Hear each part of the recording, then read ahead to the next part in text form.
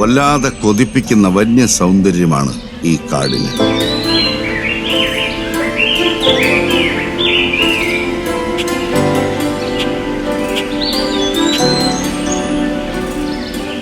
എറണാകുളം ജില്ലയിലെ കോതമംഗലത്തിനടുത്ത് പെരിയാറിന്റെ കൈവഴിക്കരികിലെ കുത്തമ്പുഴയിലാണ് ഈ കാട്. ഇവിടെ ഈ കൊടും കാടിന് നടുവിൽ ഒരു ക്ഷേത്രമുണ്ട്. ഈ ഇടക്കാലം വരെ മൂർത്തി ഏതെന്നറിയാത്ത, പൂജാവിധി ഏതെന്നുറപ്പിക്കാനാകാത്ത ഒരു ക്ഷേത്രം.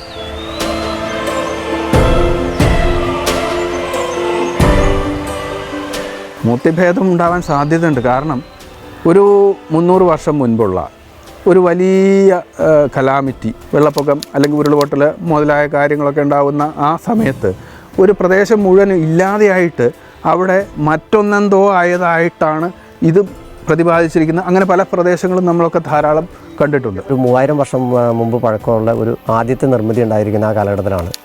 പക്ഷേ അത് പിന്നീടുള്ള കാലഘട്ടത്തിൽ അതിന് എന്തോ പ്രകൃതിക്ഷോഭം പോലെയുള്ള എന്തോ ഇത് വന്നതിന് ശേഷം നശിക്കപ്പെടുകയും അതിന് ശേഷം ഉള്ള ഒരു കാലഘട്ടം എന്ന് പറഞ്ഞാൽ ഒരു 1500-നും 700 വർഷത്തിനിടയ്ക്കുള്ളൊരു ജനവാസം, ഒരു ക്ഷേത്ര പുനർനിർമ്മിതി ഉണ്ടായിട്ടുള്ളതാണ്. കാട്ടുപച്ചകൾ പടർന്ന കാട്ടുപൂക്കൾ ചന്തമൊരുക്കിയ ഒരു നമസ്കാര മണ്ഡപത്തിന് മുകളിൽ വെറും ഒരു സങ്കല്പം മാത്രമായിരുന്നു ഇവിടത്തെ മൂർത്തി.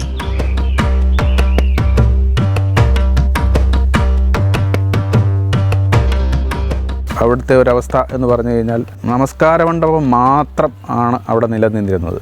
കരിങ്കല്ല് കൊണ്ട് മുഴുവൻ നിർമ്മിച്ചിരുന്ന ഒരു നമസ്കാര മണ്ഡപവും അതിൻ്റെ നടുക്ക് വലിയൊരാല് ഇങ്ങനെ പടർന്ന് പന്തലിച്ച് നിൽക്കുകയായിരുന്നു. വളരെ യാദൃച്ഛികമായിട്ടാണ് കാട്ടുമക്കൾ ഈ ക്ഷേത്ര അവശിഷ്ടങ്ങൾ കണ്ടെത്തിയത്.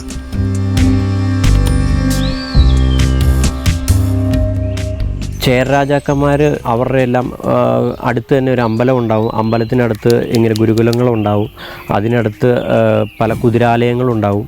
അങ്ങനെയെല്ലാം പല സൈൻ പോണക്കുള്ള കാര്യങ്ങൾ നമ്മളിവിടെ കണ്ടിട്ടുണ്ട്. എല്ലാം ഇടിഞ്ഞ് തകർന്ന് കിടക്കുന്നതിൻ്റെ സ്ട്രക്ചറുകളും കുതിരവണ്ടി പോകുന്ന വഴികളും വീതികളൊക്കെ നമ്മൾ കണ്ടിട്ടുണ്ട്. തമിഴ് മാതൃകയിലുള്ള കണ്ണകി ക്ഷേത്രത്തിൻ്റെ ദേവിയുടെ ആ ദേവാലയത്തെ ആ ക്ഷേത്രത്തിൻ്റെ ഒരു ആ രീതിയിലുള്ള പണിത്തരങ്ങളാണ് എന്നുള്ളതാണ്. അങ്ങനെ ഒരു സ്ഥലമാണ് ഇവിടെ ഒരു ആയുധപ്പര എന്ന് പറയും. ഇതിനടുത്തോട് തന്നെ തറയാണ്. ഇപ്പോൾ ഒരു തറ മാത്രമേ ഉള്ളൂ. ആ തറയിൽ മണ്ണ് മൂടി ആയുധങ്ങളെല്ലാം അതിൻ്റെ അടി കിടക്കുന്നു. അപ്പോൾ നമ്മളിങ്ങനെ മണ്ണിങ്ങനെ മാറ്റും തോറും ആയുധങ്ങളിങ്ങനെ പൊങ്ങി വന്നുകൊണ്ടിരിക്കും. ക്ഷേത്രം കണ്ടുപിടിച്ചു എന്ന് പറയാൻ ആർക്കും വ്യക്തമായ ഒരു തീയതി അറിഞ്ഞുകൂടാ. എന്തായാലും ഇപ്പോൾ ഈ തലമുറയിൽപ്പെട്ട ആളുകളൊക്കെ തന്നെ ഒരു അവരുടേതായ ചെറുപ്പകാലത്ത് എന്ന് പറഞ്ഞു കഴിഞ്ഞാൽ ഇപ്പോൾ 50 വയസ്സുള്ള ആളുകൾ പറയുന്നത് ഞങ്ങൾ ഒരു 10-40 വർഷം മുൻപേ തന്നെ ഈ ക്ഷേത്രത്തിൻ്റെ പ്രദേശത്തൂടെയൊക്കെ പോകാറുണ്ട്. എന്തൊക്കെയോ അവിടെ ഒരു കെട്ടിടത്തിൻ്റേതായിട്ടുള്ള എന്തൊക്കെയോ കുഴപ്പങ്ങൾ കണ്ടിരുന്നു. അത് ക്ഷേത്രത്തിൻ്റേതാണ്. ആ ക്ഷേത്രം ആയതുകൊണ്ട് തന്നെ ആ പ്രദേശത്തേക്ക് ഞങ്ങൾ പോവാറില്ല എന്നൊക്കെ പറഞ്ഞിരുന്നു. കാലങ്ങളോളം പേരറിയാത്ത ഒരു ദൈവമുണ്ടെന്ന് സങ്കല്പിച്ച് അവർ അവിടെ തിരിതെളിച്ച് പ്രാർത്ഥിച്ചു, വഴിപാടുകൾ നടത്തി. കാട്ടാചാരങ്ങൾ അനുസരിച്ച് അവർ പൂജകൾ നടത്തി. പിന്നീട് ആ പേരറിയാ മൂർത്തി അവരുടെ എല്ലാമായി. ഇഞ്ച മൂടി കിടക്കുന്നൊരു ഇതിലാണ് അവർ കണ്ടുകിട്ടുന്നത്. അപ്പോൾ അവരത് വെട്ടിത്തെളിച്ച് ക്ഷേത്രത്തിന് ഇതെല്ലാം മാറ്റിയിട്ട് അവരുടേതായ ആചാരങ്ങളും അനുഷ്ഠാനങ്ങളുമായിട്ട് പാരമ്പര്യമായിട്ടുള്ള ആദിവാസി വിഭാഗത്തിൻ്റെ ഒരു വച്ചുനെരുക്കിൽ എന്ന് പറയുന്നതിൽ അവരിതിനപ്പുറത്തൊരു പായസപ്പാറ എന്നൊരു പാറയുണ്ടാവും. ആ പായസപ്പാറയിൽ ഒരിക്കലും പറ്റാത്ത ഒരു കൊക്കരണി പോലെ ഒരു സ്ഥലമുണ്ട്. അവിടെ നിന്ന് വെള്ളം ശേഖരിച്ച് പായസമൊക്കെ വെച്ചിട്ട് ഒരു ആദിവാസികളുടേതായിട്ടുള്ള ഒരു ആചരണം അതിപ്പോഴും തുടരുന്നുണ്ട്. അത് വേണമെന്നാണ് പ്രശ്നവശാൽ തന്നെ നിശ്ചയിക്കപ്പെട്ടിട്ടുള്ളത്. അവരുടേതായ ഒരു ആചരണം ആ ക്ഷേത്രത്തിലേക്ക് ഇപ്പോഴും നിലനിൽക്കുന്നുണ്ട്. കാലങ്ങൾ അങ്ങനെ കടന്നുപോയി. പലതവണ ഋതു മാറി, കാടിൻ്റെ രൂപം മാറി, പുഴകളുടെ ഗതി മാറി. ഒരു സത്യത്തിനും ഒരുപാട് കാലം മറഞ്ഞിരിക്കാനാവില്ലെന്ന പ്രകൃതി നിയമം ഇവിടെയും ആവർത്തിച്ചു. കാലം കളമൊരുക്കിയ ഒരു മഹാസംഭവത്തിലൂടെ ആ ക്ഷേത്രം ഏതാണെന്നും മൂർത്തി ആരാണെന്നും കാടറിഞ്ഞു. ഒരാൾ, അദ്ദേഹത്തിൻ്റെ പേര് എനിക്ക് കൃത്യമായിട്ട് അറിയില്ല. അദ്ദേഹം ഈ പ്രദേശത്തൂടെ ഇടയ്ക്കിടയ്ക്ക് പോവും. ചില അനാശാസ്യമായിട്ടുള്ള എന്ന് പറഞ്ഞാൽ നമുക്ക് ഒരു ക്ഷേത്രത്തിലേക്ക് ഒരിക്കലും പാടില്ലാത്തതായിട്ടുള്ള കർമ്മങ്ങളിൽ ഏർപ്പെടുകയൊക്കെ ചെയ്തു. പട്ടുസാരി ഉടുത്ത ഒരു സ്ത്രീ പ്രത്യക്ഷമാവുകയും അദ്ദേഹത്തിന് പ്രത്യക്ഷമായി എന്നും അതോടെ തീർത്തും അദ്ദേഹത്തിന് പേടി അല്ലെങ്കിൽ ഒരു ആകുലത വന്ന് ഭവിക്കുകയും വളരെ പെട്ടെന്ന് തന്നെ അദ്ദേഹം മരണപ്പെടുകയുണ്ടായി എന്ന് ഞാൻ കേട്ടിട്ടുണ്ട്. വെറും 15 വർഷം മുമ്പുള്ള ഒരു തുലാവർഷ രാത്രി പുലർന്ന പ്രഭാതം. അന്ന് ആ കാടതിര് കടന്ന ഒരാൾ കാട്ടുവള്ളികളാൽ മൂടപ്പെട്ട ഈ തകർന്ന ക്ഷേത്ര നിർമ്മിതിയുടെ അടുത്തെത്തി.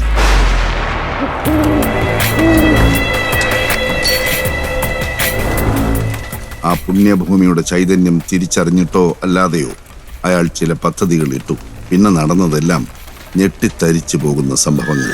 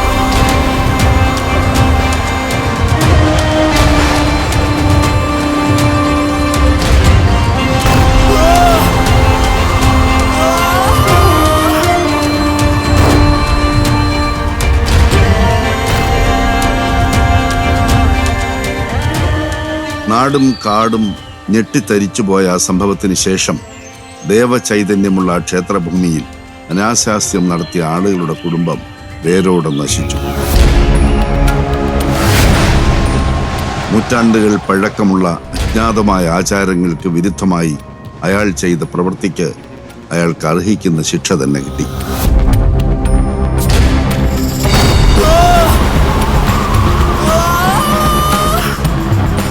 കാട്ടിനുള്ളിൽ നടന്ന ഈ സംഭവങ്ങൾ അതിവേഗം നാടറിഞ്ഞു.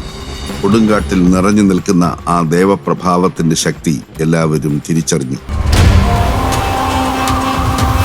അനാശാസ്യം നടത്തിയ വ്യക്തിക്ക് മുന്നിൽ ദേവി തന്റെ വിശ്വരൂപം കാണിച്ചുവെങ്കിലും ആ കാഴ്ച അയാൾക്കൊപ്പം അവസാനിച്ചത് കാരണം അവിടെ കുടികൊള്ളുന്നത് ദേവനാണോ ദേവിയാണോ എന്ന് കാട്ടുമക്കൾക്ക് വ്യക്തമായില്ല. എങ്കിലും ആ അജ്ഞാത ദേവശക്തിയെ കൂടുതൽ ഭക്തിയോടെയും ഭയത്തോടെയും അവർ ആരാധിച്ചു. ഞാൻ ഉൾപ്പെടെയുള്ള സാധാരണ ആൾക്കാരെ സംബന്ധിച്ചിടത്തോളം സാധാരണയിൽ കവിഞ്ഞിട്ടുള്ളതായ അമാനുഷികമായിട്ടുള്ള ഏതെങ്കിലും ഒരു അനുഭവത്തിൽ നിന്നാണ് എന്താണിത് പറ്റിയത് എന്ന് ദൈവികമായി ചിന്തിക്കാനുള്ള ഒരു ത്വര വരുന്നത്.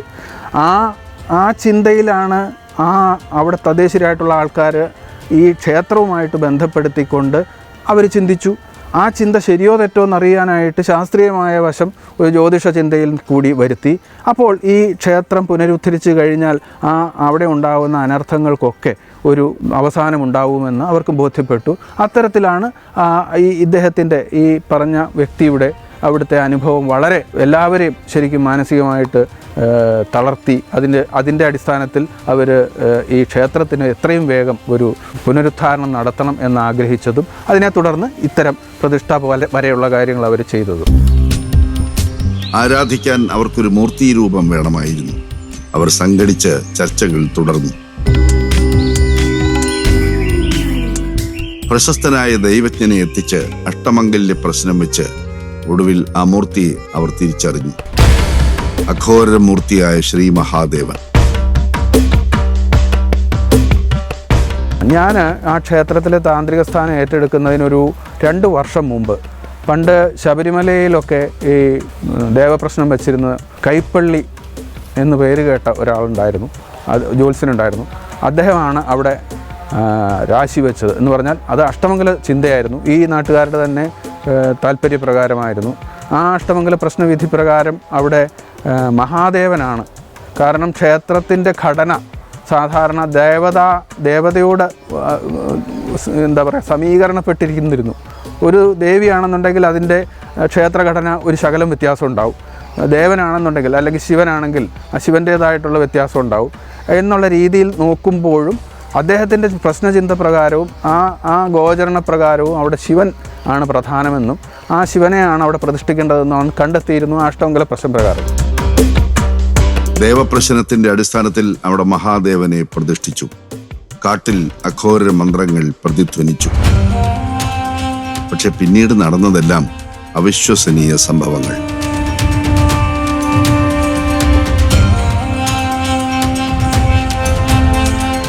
കാലങ്ങളായിട്ട് അവിടെ നശിച്ചു കിടന്നിരുന്നതാണ്. അവിടെ ക്ഷേത്രം ഉണ്ടായിട്ട് ആചരിച്ചിരുന്നതായിട്ടുള്ള ഒരു ജനവിഭാഗത്തെ പറ്റിയും അവർക്ക് ആർക്കും അറിയില്ലായിരുന്നു. പിന്നെ പ്രശ്നചിന്തയുടെ ഒരു അടിസ്ഥാനത്തിൽ മാത്രമേ നമുക്ക് ആചാര്യനെ നിശ്ചയിക്കാൻ പറ്റുന്നുണ്ടായിരുന്നുള്ളൂ. പക്ഷേ ഒരു വൈപരീത്യം ഉണ്ടായത് അദ്ദേഹം ഈ കൈപ്പള്ളി നാരായണൻ നമ്പൂതിരിപ്പാട് ഏറ്റവും അവസാനം അഷ്ടമംഗല പ്രശ്നം വച്ചത് അവിടെ നിന്നാണ്. അതിനുശേഷം മരണശയ്യയിലേക്കാവുക ചെയ്തത്. ആ മരണശയ്യയിൽ കിടക്കുമ്പോൾ തന്നെ അദ്ദേഹം മറ്റൊരു ജ്യോത്സ്യനെ പറഞ്ഞേൽപ്പിക്കുകയായിരുന്നു, എനിക്കെന്തോ അവിടെ ഒരു പിശക് പറ്റിയിട്ടുണ്ട്, ആ പിശക് മാറ്റണം, അവിടെ ഒരു ആചാര്യനെ നിശ്ചയിച്ചു കൊടുക്കണം എന്ന് പറഞ്ഞതിൻ്റെ അടിസ്ഥാനത്തിൽ ആ ജ്യോത്സ്യൻ്റെ അവിടുത്തെ മറ്റൊരു ചിന്തയിലാണ് സൂര്യകാലടിയാണ്. അത് ഒരു സ്വാധീനത്തിൻ്റെ ബലത്തിലല്ല, ഈ ജ്യോത്സ്യനും ഞാനും തമ്മിലുള്ള പരിചയത്തിൻ്റെ അടിസ്ഥാനത്തിലല്ല, ആ രാശി ചിന്തയിലും അവിടുത്തെ ദേവതാ നിർണയത്തിൻ്റെ അടിസ്ഥാനത്തിലും സൂര്യകാലടി എന്ന് നിശ്ചയിക്കുക ചെയ്ത്. സൂര്യകാലടി സൂര്യൻ പരമേശ്വരൻ ഭട്ടതിരിപ്പാട് എന്ന ആൾ തന്നെ വേണം എന്നുള്ള നിശ്ചയമായിരുന്നു അവിടുന്ന് ഉണ്ടായിരുന്നതെന്നാണ് ഞാൻ കേട്ടത്. അങ്ങനെയുള്ള ആ കൺഫ്യൂഷനിൽ നിൽക്കുമ്പോഴാണ് നമ്മൾ ആദ്യം മഹാദേവനാണ് എന്നുള്ളൊരു സങ്കല്പത്തിൽ ദേവനെ പ്രതിഷ്ഠിക്കാൻ ഈ ശ്രീകോവിൽ പൊളിച്ച് നീക്കും. മഹാദേവനെ പ്രതിഷ്ഠിക്കാൻ ഉള്ള ബാലാല പ്രതിഷ്ഠ നടത്തി ഒരു 5-6 വർഷത്തോളം അതിനുള്ള ആരാധനാക്രമങ്ങളും കാര്യങ്ങളെല്ലാം നടക്കുകയും പക്ഷേ ഒരു കാരണവശാലും ക്ഷേത്രപണി മുന്നോട്ട് പോകാതിരിക്കും. വളരെ മോശമായ അവസ്ഥയാണ്. അവസ്ഥ എന്ന് വെച്ചാൽ നമുക്ക് മുന്നോട്ട് ഒരു അടി നീങ്ങാത്ത ഒരു അവസ്ഥ ഉണ്ടാവുകയും ചെയ്തതിന് ശേഷമാണ് വളരെ വിശദമായ അഷ്ടമംഗല പ്രശ്നങ്ങൾ വെച്ചിട്ടാണ് അത് അല്ല ദുർഗാഭഗവതി ആയിരുന്നു, അതായത് കണ്ണകി രൂപത്തിലുള്ളൊരു ദുർഗാഭഗവതി ആയിരുന്നു ഇവിടെ നിന്നാണ് പിന്നീട് തെളിവ് ഉണ്ടായത്. അഷ്ടമംഗല്യ പ്രശ്നം വെച്ച നമ്പൂതിരിയുടെ അപ്രതീക്ഷിത മരണവും അദ്ദേഹത്തിന്റെ അവസാന മൊഴികളും കണക്കിലെടുത്ത് വീണ്ടും നടത്തിയ ദേവപ്രശ്നത്തിനൊടുവിൽ വിദ്യാസ്വരൂപിണിയായ ശ്രീ ദുർഗയാണെന്ന് വ്യക്തമായി.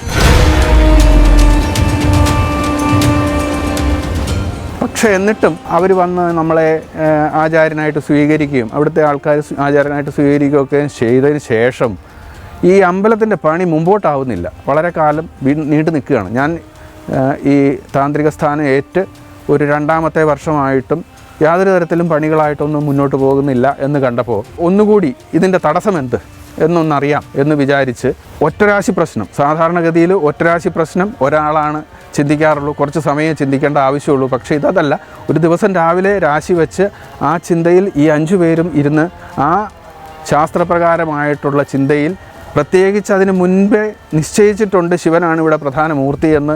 അതും വളരെ പരിണതപ്രജ്ഞനായിട്ടുള്ള ഒരു വിജ്ഞാനിയായിട്ടുള്ള ഒരു ജ്യോത്സ്യൻ പറഞ്ഞത് പെട്ടെന്ന് നിഷേധിക്കാൻ പറ്റാത്തതിൻ്റെ പ്രശ്നവുമുണ്ട്. എങ്കിൽ പോലും ഇത് ചിന്തിച്ച് ഉറപ്പിക്കണം എന്ന് വിചാരിച്ച് ഈ 5 പേര് വളരെ വിശദമായ ചിന്തയുടെ അവസാനത്തിലാണ് ഇത് പടിഞ്ഞാട്ടുള്ള ദുർഗയാണ് എന്ന് നിശ്ചയിച്ചത്. ഒരു ദുരനുഭവം ഉണ്ടായ വ്യക്തി എന്ന് ഞാൻ മുൻപ് വിവക്ഷിച്ച ആൾ മുഖേനയാണ്, അല്ലെങ്കിൽ അദ്ദേഹം ഒരു നിമിത്തമായി തീരുകയായിരുന്നു ആ ക്ഷേത്രത്തിൻ്റെ പുനരുദ്ധാരണം എന്ന് പറയേണ്ടിയിരിക്കുന്നു. അങ്ങനെ കാലങ്ങളായി ഒരു ഗ്രാമവാസികളെ മുഴുവൻ അലട്ടിയ പ്രശ്നങ്ങൾക്ക് പരിഹാരമായി. സിംഹവാഹനയായ ശ്രീദുർഗയുടെ ദിവ്യ ചൈതന്യം ആ കാട്ടിലും കാടരികിലെ നാട്ടിലും പടർന്നു.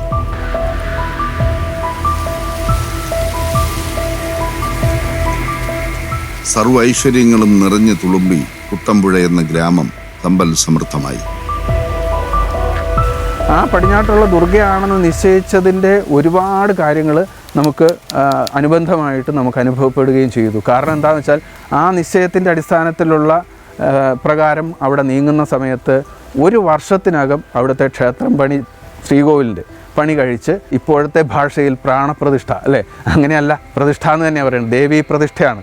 ആ പ്രതിഷ്ഠ അവിടെ നടത്തി അതിന് അനുദിനം നമുക്കവിടെ ഗുണങ്ങൾ ഉണ്ടാവുകയും ചെയ്തു. ആൾക്കാർക്കും അവിടെ ആശ്രിതരായിട്ടുള്ള ആളുകൾക്കും ധാരാളം അനുഭവങ്ങൾ ഗുണപരമായിട്ട് ഉണ്ടായി എന്നുള്ളത് സത്യമാണ്. ഈ ഗ്രാമവാസികളുടെ എല്ലാമായ മഹാമായയ്ക്കും ഉപദേവതകൾക്കും അവിടെ അവർ ശ്രീകോവിലുകൾ പണിതീർത്തു.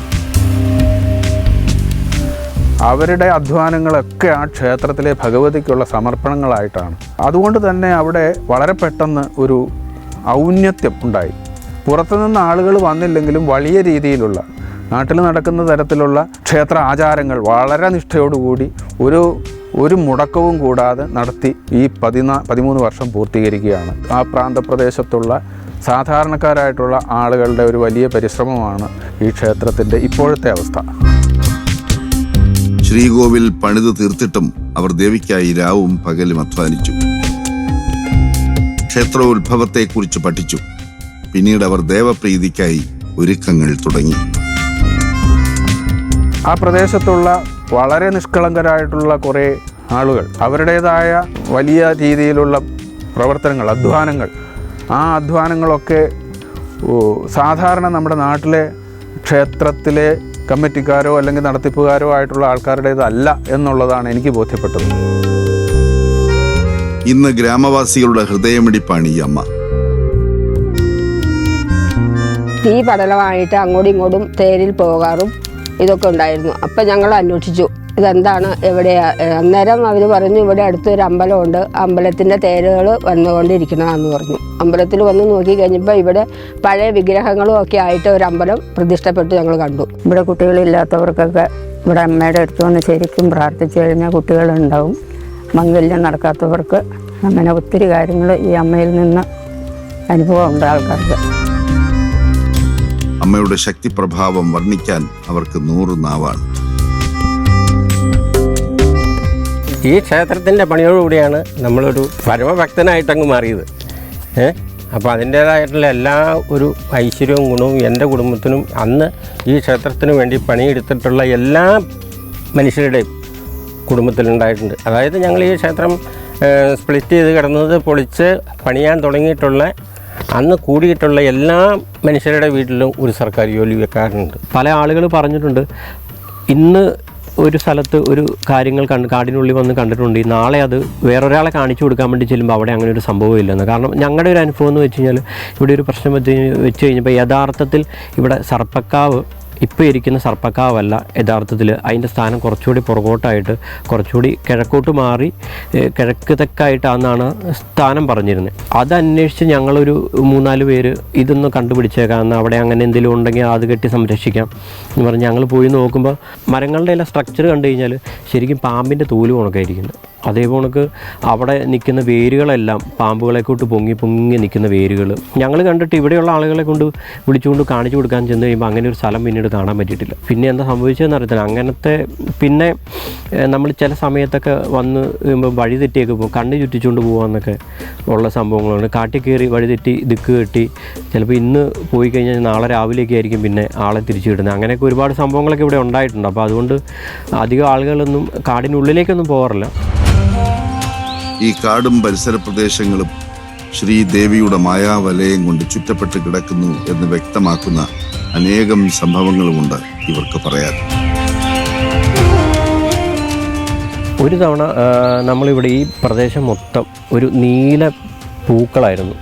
ഒരു പ്രത്യേക മരത്തിൽ ഫുള്ള് നീല കളറുള്ള ഭയങ്കര ഭംഗിയുള്ള പൂക്കളായിരുന്നു. ഇതെന്താണെന്ന് നമുക്ക് ആർക്കും അറിയത്തില്ലായിരുന്നു. ഒരു മേട ഒന്നിനായിരുന്നു ഇത് പൂത്തത്. ആ സമയത്ത് എറണാകുളം ഹൈക്കോടതിയിൽ നിന്ന് ജഡ്ജി സാറും ഫാമിലിയൊക്കെയായിട്ട് ഇങ്ങോട്ട് വിസിറ്റിന് വന്നായിരുന്നു. ആ സമയത്ത് DFOയും തട്ടേക്കാട്ടെ DFOയും കൂടെ കൂടി വന്നായിരുന്നു. അദ്ദേഹം പറയുകയാണ്, ഇതാണ് നമ്മൾ ശ്രീകൃഷ്ണൻ്റെ ശരീരത്തിൻ്റെ നിറത്തോട് ഉപമിക്കുന്ന ഇതാണ് കായാമ്പൂ. ഇത് പൂക്കുക എന്ന് പറഞ്ഞു കഴിഞ്ഞാൽ ഭയങ്കര ശക്തിയും ചൈതന്യമുള്ള കാട്ടിൽ മാത്രം ഇത് പൂത്ത് കാണാറുള്ളൂ. ഇതങ്ങനെയൊന്നും കാണാനും ഭാഗ്യം കിട്ടണം. അതേപോലെ ഇത് ഇത്ര ഏറെ വർഷങ്ങൾ കഴിഞ്ഞാൽ മാത്രം ഇത് പൂക്കത്തുള്ളൂ, അതിനുള്ളൊരു സാഹചര്യം ഉണ്ടായാൽ മാത്രമേ ഇത് പൂക്കത്തുള്ളൂ എന്നൊക്കെ പറഞ്ഞിരുന്നു. അപ്പം അത്ര ചൈതന്യം ശക്തിയും ഉള്ളതായിട്ട് നമുക്ക് അന്നാണ് കുറച്ചുകൂടി നമുക്ക് ഇത് മനസ്സിലാവുന്ന കാര്യങ്ങളൊക്കെ. ഈ ക്ഷേത്രത്തിൻ്റെ കിഴക്ക് വടക്ക് ഭാഗത്ത് മാറിയിട്ട് ഒരു 300 മീറ്ററോളം അകലെ ഒരു ആയുധപ്പുരയുണ്ട്. ആയുധപ്പുര എന്ന് പറഞ്ഞാൽ ഈ കളരിമൂർത്തികളായിട്ടുള്ളൊരു ആരാധന അവിടെ നടന്നതായിരുന്നു എന്ന് പറയുന്നു. അവിടെ നമുക്കൊരു 3-4 തറകൾ ഈ ഇരട്ടിക്കല്ല്, ചെങ്കല്ല് തന്നെ ഇരട്ടിക്കല്ല് എന്ന് പറഞ്ഞ കല്ല് തറയായിട്ട് കെട്ടിയിട്ടിട്ട് അതിൽ വാള്, ശൂലം, കത്തി, കടാര, അതുപോലെ നാരായം അടക്കമുള്ള ആയുധങ്ങൾ മണ്ണിൻ്റെ മേൽത്തട്ട് ഇതുവരെ അടിച്ച് കിടക്കുകയാണ്. അത് ശരിക്കും കാർബൺ ടെസ്റ്റിന് നമ്മൾ അയച്ചു കഴിഞ്ഞപ്പോൾ അവർ പറഞ്ഞത് 700 വർഷം പഴക്കമുള്ള ഉരുക്കാണെന്നാണ് അതിൽ നിന്ന് തെളിയാൻ കഴിഞ്ഞത്. ഇവർ ഈ പറയുന്ന കഥകൾ അവരുടെ അമ്മയുടെ കഥയാണ്. ദൈവീയ അനുഭവം എന്ന് പറയാൻ ഞങ്ങളെ സംബന്ധിച്ചിടത്തോളം ഒരുപാട് അനുഭവങ്ങൾ ഞങ്ങളുടെ ജീവിതം തന്നെ ഇതിലൊരു നേർക്കാഴ്ച തന്നെയാണ്. ഞങ്ങളുടെ അച്ഛനായിട്ട് ഞങ്ങളിവിടെ കുടിയേറി വന്ന ആളുകളാണ്. എൻ്റെ ചെറുപ്പത്തിലത്തെ ഒരു ഓർമ്മയിൽ ഒരു കാര്യം പറഞ്ഞാൽ വെച്ചാൽ ഞാൻ എൻ്റെ അച്ഛനും വലിയച്ഛനോട് കൂടി ഞങ്ങളുടെ ഇതിൻ്റെ ഒരു കിഴക്ക് വടക്ക് ഭാഗം ഈ ആയുധപ്പുരയുടെ അപ്പുറത്താണ് ഞങ്ങൾ താമസിച്ചിരുന്ന സ്ഥലം. അപ്പോൾ ഒരു ദിവസം രാത്രി ഭയങ്കരമായ ഒരു ചെണ്ടമേളം, ഇങ്ങനെ ഒരു 10-ാം മതത്തിൻ്റെ അന്ന് ഭയങ്കര മേളം നടക്കുകയാണ്. അപ്പോൾ ആ മേളം കേട്ടുകൊണ്ട് എൻ്റെ അച്ഛനും വലിയച്ഛനോട് കൂടിയിട്ട് ഈ രാത്രി ഒരു 12 മണി സമയപ്പോൾ ലേറ്റും കൊണ്ട് ഈ മേളം പോകുന്നു, അതിൻ്റെ പുറകെ അവർ സഞ്ചരിച്ചുകൊണ്ടേയിരുന്നു. വന്ന് ഈ ക്ഷേത്രത്തിൻ്റെ സന്നിധി വരെ വന്നു. അപ്പോൾ ഞങ്ങൾ വീട്ടിൽ നോക്കിയിരിക്കുക. വന്നു കഴിഞ്ഞ് നോക്കിയപ്പോൾ അത് പിന്നെയും നീണ്ട് അങ്ങ് പോയി. പക്ഷെ അപ്പോഴാണ് ഇവർക്ക് പെട്ടെന്ന് ബോധവത ഉണ്ടാകുന്നത്. പേടി തോന്നിയില്ല, കാരണം അമ്മയെ ശരണമായത് പ്രാപിക്കുന്നതുകൊണ്ട്. അങ്ങനെ ഈ ഒരു 10-ാം മതത്തിന് ഇങ്ങനെ ഈ കിഴക്ക് ഭാഗത്തുനിന്ന് ഇങ്ങോട്ട് പടിഞ്ഞാറ് ഭാഗത്തേക്കായിട്ട് ഈ അമ്പലത്തിൻ്റെ ഭാഗത്തേക്ക് ഒരു ഭയങ്കര ജനക്കൊഴുതി പോണ പോലെയുള്ള കൊട്ടും കുരവിയും ഇതൊക്കെ ആയിട്ട് ഒരു മേളം കടന്നു പോകും എല്ലാ 10-ാം മതത്തിനും. പിൽക്കാലത്തുള്ള ആളുകളെല്ലാം പിന്നെ ഞങ്ങളൊക്കെ അവിടെ നിന്ന് താമസം മാറി എങ്കിലും പലരും കണ്ടതും കേട്ടായിട്ട് പറയുന്നുണ്ട് ഇപ്പോഴും ഉള്ളതായിട്ട്. അവരുടെ ജീവനും സ്വത്തിനും സുരക്ഷ നൽകി അവരെ കാത്തുകൊള്ളുന്ന അമ്മ, അവരുടെ വിശ്വാസത്തിന്റെ മൂർത്തീഭാവം. ഇതൊരു അത്ഭുതം എന്നുള്ള നിലയ്ക്കല്ല, ക്ഷേത്രം അവിടെ വന്നതിന് ശേഷം ആ ചുറ്റുവട്ടത്തുള്ള ഒരുപാട് മനുഷ്യർക്ക് അവരുടെ ജീവിത രീതിക്ക് ഒരുപാട് മാറ്റം വന്നു ഇപ്പോഴും ഞങ്ങളെ രക്ഷിച്ച തമ്പുരാനാണ് അങ്ങ് എന്ന് എന്നോട് പറയുന്നു. ഞാനല്ല, തീർച്ചയായിട്ടും അത് ആ ക്ഷേത്രത്തിലെ മൂർത്തിയാണ് എന്ന് തിരിച്ച് ഞാൻ അങ്ങോട്ടും പറഞ്ഞുകൊണ്ടിരിക്കുകയാണ് ഇപ്പോഴും. കാരണം അത് അവിടെ ഒരു വലിയ മാറ്റമുണ്ടായത് ആ ക്ഷേത്രത്തെ കൊണ്ടാണ്. ആ ക്ഷേത്രത്തിൻ്റെ പ്രതിഷ്ഠയ്ക്ക് ശേഷമാണ്. പ്രതിഷ്ഠയ്ക്ക് ശേഷമുള്ള ആചരണത്തിലാണ് അവരതിനകത്ത് ഇൻവോൾവ് ആയപ്പം അവരുടെ ജീവിതവും ഇതുമായിട്ട് ലിങ്കായി. നിങ്ങൾ വിശ്വസിച്ചാലും ഇല്ലെങ്കിലും പുത്തമ്പുഴയിലെ ഈ ഗ്രാമത്തിന്റെ എല്ലാ സൗഭാഗ്യങ്ങൾക്കും കാരണം അവരുടെ ഈ വിശ്വാസമാണ്.